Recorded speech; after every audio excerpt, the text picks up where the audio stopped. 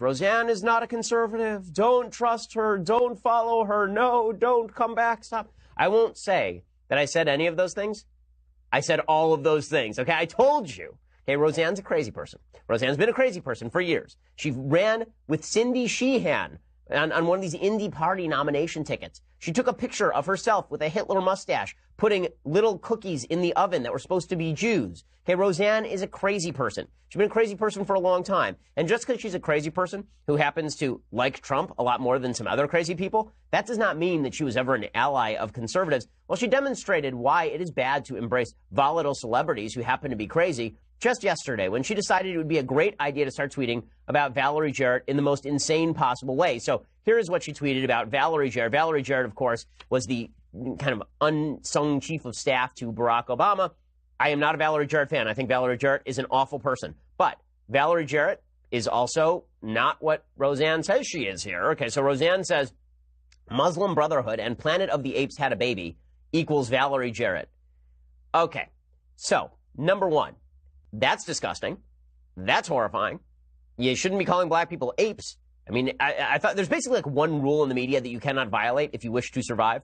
And Roseanne Barr took that landmine and jumped on it with both feet. And then just in case it didn't go off, she jumped on it again with both feet. So she says she compares Valerie Jarrett to an ape, which is just disgusting and horrifying, especially given the long history in this country of comparing black people to apes, which is just awful and horrifying in every possible way. And then Roseanne's show is dropped. So she tweets this, and then her show dies, right? So ABC pulls her show. It was the #1 sitcom on television, so they presumably lost some money on this thing. But it wasn't like ABC didn't know that Roseanne was a crazy person when they hired her. They knew the risks involved when they hired. They bought the ticket. They took the ride. And Roseanne provided them that ride. We'll talk in a second about when it is appropriate for corporations to crack down on so-called free speech. And I say so-called because free speech issues are really only implicated when the government is involved. If the government cracks down on your free speech, like Tommy Robinson in the UK, as we discussed yesterday, that's a free speech issue. But when it's a private corporation taking a measure to protect its own products, I'm not quite sure it's the same thing. In fact, I'm sure it's not the same thing. In any case, Roseanne tweets this thing out. Her career is over. She's toast. Goodbye to Roseanne. And frankly, from my perspective, a little bit good riddance. And I understand a lot of conservatives were very happy that Roseanne's show did not treat Trump supporters as evil, nasty, terrible people. The problem is that what Roseanne did just allowed the left to treat all Trump supporters as evil, nasty, terrible people. Chris Hayes, for example, over on MSNBC, he tweeted this out, this 15. He tweeted out, quote, Roseanne's problem turned out to be that she far too authentically represented the actual worldview of a significant chunk of the Trump base. Now, he has no basis for saying this. He has no basis for saying that a significant chunk of President Trump's base thinks that black people are apes or that Valerie Jarrett is a mashup of the Muslim Brotherhood and Planet of the Apes. He has no data to support this. But it doesn't matter. Roseanne just provided a crowbar for the left to whack people with, which is really just a wonderful thing to do. And the left jumped on it with alacrity. So Valerie Jarrett, of course, responded, and she responded by ripping into President Trump and talking about everyday racism in America. I do have to point out that this clip from MSNBC is extraordinary for a couple of reasons. One, I just want you to look at this panel. Okay, look at this panel. So you got Chris Hayes, right, who's the guy sitting right there who just said that Trump's base supports this kind of stuff. And then next to him, you have Joy Reid. Okay, Joy Reid is a person who just a couple of weeks ago nearly lost her job because it turns out that she'd written a bunch of posts that were deemed homophobic and offensive and anti-Semitic and all this stuff. And she claimed that she didn't write them. And then she claimed that she had amnesia. And she claimed that she was hacked. Okay, and Joy Reid is still sitting on the set now talking about the stuff that Roseanne tweeted. So just to be straight here, Roseanne tweets something, loses her job. Joy Reid tweets stuff that's really gross. Not only maintains her job, but gets to sit on set with Valerie Jarrett discussing the evils of Twitter racism. So there's that. And then sitting next to Valerie Jarrett on the other side is Al Sharpton. Al Sharpton, the leading race baiter of the last 40 years in the United States, a man who suggested that Jews in New York City were white interlopers, a guy who suggested that they were diamond merchants, a guy who nearly initiated a riot, maybe initiated a riot in Crown Heights in 1991 that ended in the death of an Orthodox Jew. He said about Orthodox Jews, there's an Orthodox Jew who accidentally hit a black kid with his car, and Al Sharpton said, if they want to fight, why don't they pin on their yarmulkes and come on over to my house? Al Sharpton, that piece of dreck, okay, he's a bad guy, Al Sharpton. That guy is sitting there talking about the evils of Roseanne. So I do have to point out the media's double standard here. Roseanne should have lost her job for reasons that I will explain in just a second. First of all, it really should require no explanation. That statement, for a public figure, you lose your job. End of story. But the media, to refrain from pointing out the double standard when Joy Reid, who tweeted out a bunch of other gross stuff, and Al Sharpton, who is one of the worst race baiters in the history of the United States, at least in modern American history, to have those two people commenting on it with Valerie Jarrett, who was targeted by Roseanne, but also happened to be a member of an administration that was very happy to polarize them along the basis of race, it provides a little bit of irony sitting there alongside Chris Hayes, who says that all Trump supporters are basically Roseanne. Anyway, here's Valerie Jarrett commenting on the situation. Well, first of all, I think we have to turn it into a teaching moment. I'm fine. I'm worried about all the people out there who don't have a circle of friends and followers who come right to their defense. The person who's walking down the street minding their own business and they see somebody cling to their purse or want to cross the street. Or every black parent I know who has a boy who has to sit down and have a conversation, the talk, as we call it. And those, as you say, those ordinary examples of racism that happen every single day. And how we get this routine where everybody is Roseanne, where America is replete with Roseannes, where people in their back room are tweeting out crazy stuff like Roseanne. Roseanne is a crazy person. Roseanne tweeted out that she was on Ambien, and that's why she tweeted this out, which prompted Ambien in pretty hilarious fashion to tweet back, one of our side effects does not include racism. So, good for Ambien.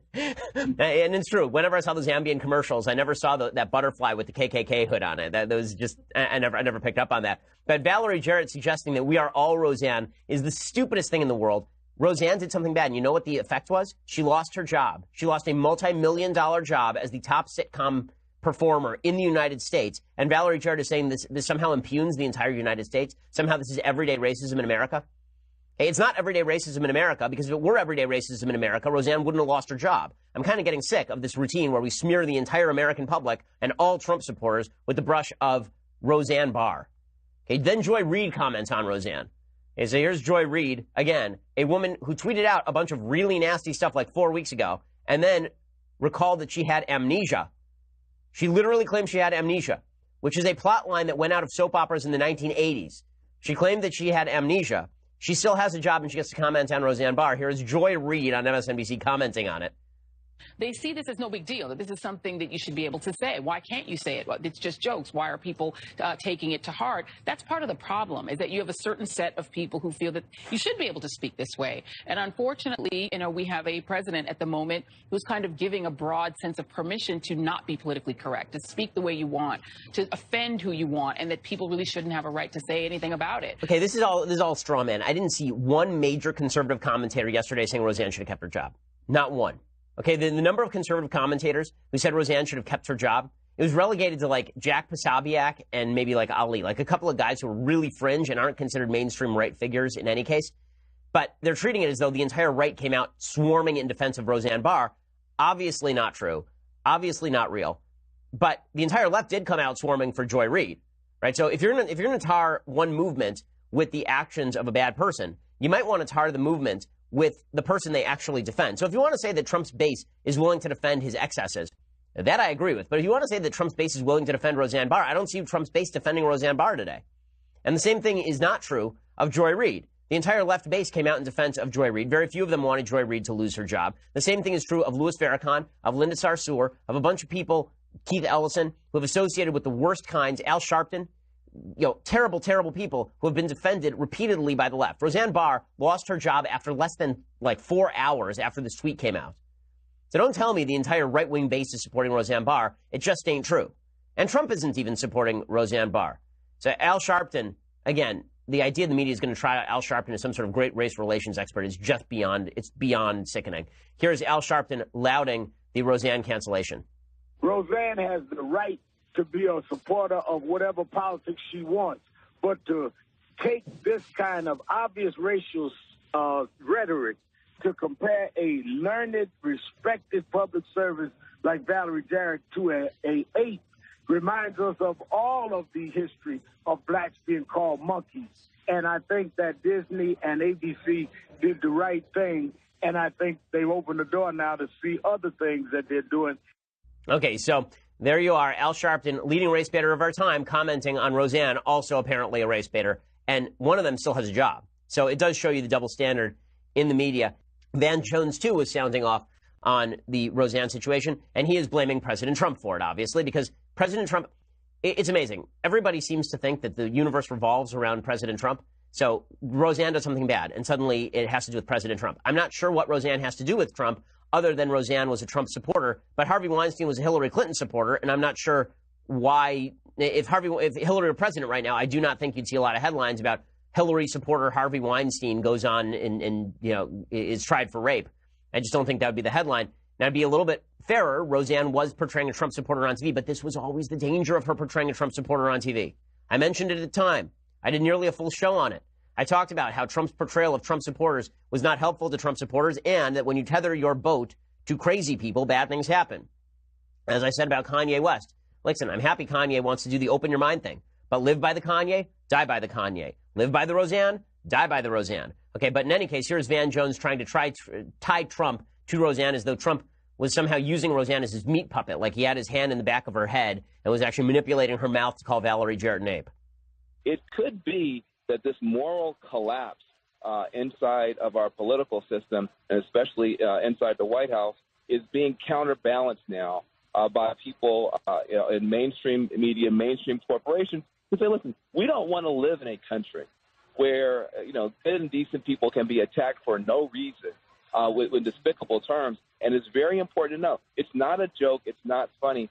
Okay, so I agree it's not a joke, and I agree it's not funny. To pretend that Donald Trump is the person who has laid our rhetoric low in American public life is to ignore a lot of American public rhetoric in the last 15 years. I mean, it was Joe Biden who in 2012 was going around saying that Mitt Romney legitimately wanted to put y'all back in chains. It was the Democratic Party who within the last 10 years was producing videos of Paul Ryan throwing old women off the edge of cliffs with their wheelchairs. So before we go to the Donald Trump destroyed American rhetoric, a sentiment with which I have some agreement, you do have to actually provide the context for that destruction of American rhetoric, and nobody, including Trump, was saying that this kind of stuff was okay, right?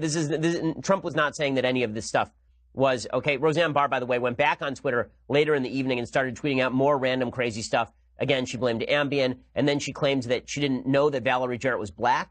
She said she thought that Valerie Jarrett was white and Jewish, which makes no sense since she accused her of being a member of the Muslim Brotherhood, all of which demonstrates that maybe Roseanne Barr is crazy